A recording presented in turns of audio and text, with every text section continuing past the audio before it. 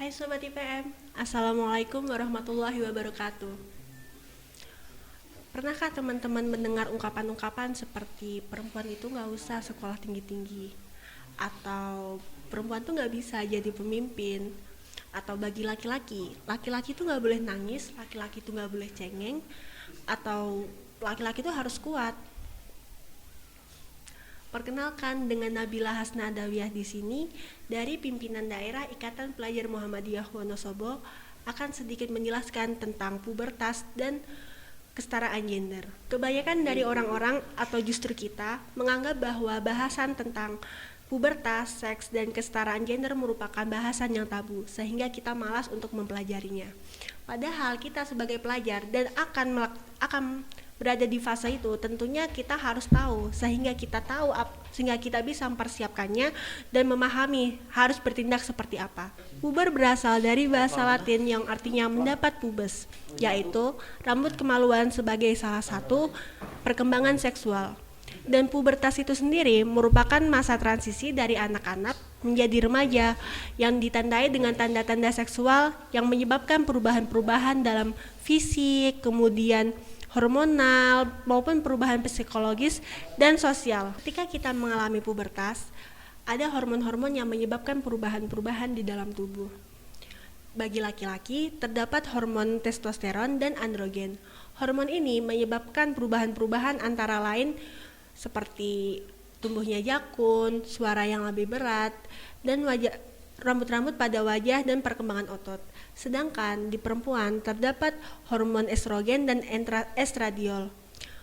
Hormon estradiol menyebabkan pertumbuhan rahim dan payudara, dan hal ini juga yang menyebabkan perempuan bisa mengalami menstruasi, tidak seperti laki-laki. Terkait dengan perubahan mental, antara lain seperti rendahnya percaya diri, perubahan suasana hati, perkembangan berpikir abstrak, membentuk kelompok baru, dan sebagainya.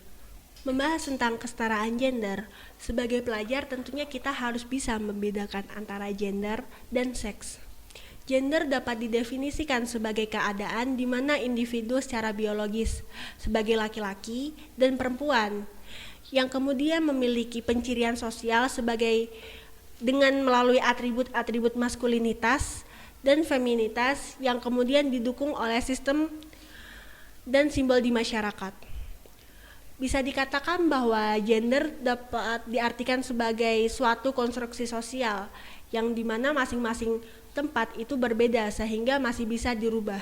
Berbeda dengan gender, seks merupakan pembagian dua jenis kelamin antara perempuan dan laki-laki, di mana laki-laki memiliki penis, skrotum, kemudian dapat memproduksi sperma, sedangkan perempuan tidak punya yang namanya penis. Perempuan itu memiliki vagina, rahim, dan dapat menghasilkan ovum. Dan alat-alat biologis inilah yang tidak bisa dipertukarkan sehingga bisa kita katakan sebagai kodrat atau ketentuan dari Allah. Sedangkan yang namanya gender merupakan hal-hal yang melekat, sifat-sifat yang melekat pada kaum laki-laki dan perempuan sehingga dapat dikonstruksikan secara sosial maupun kultural. Seperti misalnya laki-laki itu kuat, sedangkan perempuan itu lemah lembut. Ciri-ciri tersebut sebenarnya masih bisa ditukar. Artinya ada juga laki-laki yang lemah lembut dan juga ada perempuan yang kuat. Oh ya teman-teman, ingatlah bahwa laki-laki itu kuat dan rasional, sementara perempuan itu lemah lembut dan emosional merupakan konstruksi budaya. Bagi perempuan, kamu punya hak yang sama, kamu berhak meraih pendidikan setinggi-tingginya, dan ingatlah ada banyak pemimpin wanita yang keren di luar sana. Sekian apa yang bisa aku sampaikan. Kalau ada yang bermanfaat, kamu boleh banget share ke teman-teman kamu. Jangan lupa like dan subscribe ya. Terus kalau ada yang ditanyain, boleh komentar di bawah kok. See you, salam portasi menggembirakan. Wassalamualaikum warahmatullahi wabarakatuh.